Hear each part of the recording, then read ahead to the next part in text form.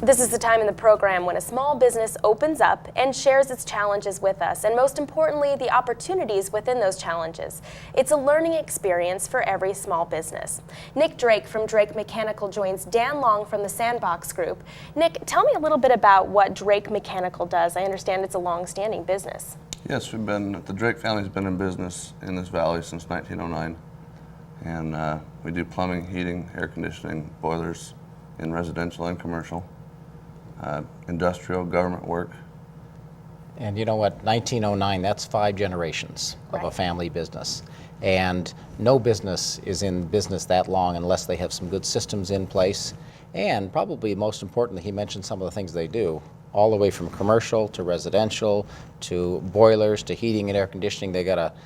There's few companies in town that have that kind of a background, that kind of a depth, which really is beneficial when we hit some times where maybe his biggest challenge is consumer confidence, getting that phone to ring, people comfortable enough calling, right? Well, so they have a little bit of commercial work they can do. Or if the commercial market slows up, they're back into the residential market. So how is that working out for you? It's working out really well. Good, good.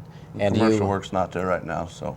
Yeah, but mostly residential. You mentioned you're up to 22 technicians right now. Residential and commercial service is going really strong for us. So people are fixing things more than they're doing new installations on things. They've done work all over the country, and they've done quite a bit of work out at Mountain Home, correct? Correct. And you know, whenever you hear about a composite wing coming into this town, well, composite wing pilots need showers, which means they need plumbing. So all that trickles down, it trickles down to businesses like this. So what are you doing to overcome that type of challenge? What types of messaging? Are you doing your marketing any different? We cut all the costs we could in the office, Yeah. and just got lean and mean. Yeah. Try to keep the prices down, and really changed marketing strategies, doing a lot of educational work, trying to educate the consumer and how their homes work. What do you mean by, okay, so you, and how are you doing that? Are you doing that like the newsletter or something? I'm doing it through blogs, newsletters. Good. So you're using some of the social media things. We're doing Facebook and Twitter. Good, good. And so here we have, would you ever think 5 generations ago when Grandpa or Grandma started this thing in 1909, they'd be talking about Twitters and Facebooks and all that stuff? Well, you know what? There's another key ingredient to staying in business a long time. You got to adapt to the times. You got to use whatever tool is available to you. And if you're in the service business right now and you're not using social media, you're behind the curve. Can you give me an idea of how to use social media effectively?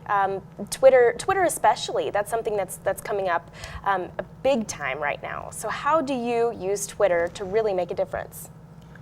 I'm trying to just put little tips and tricks on there. You know, have you changed your filter this month? Keep your air conditioner running.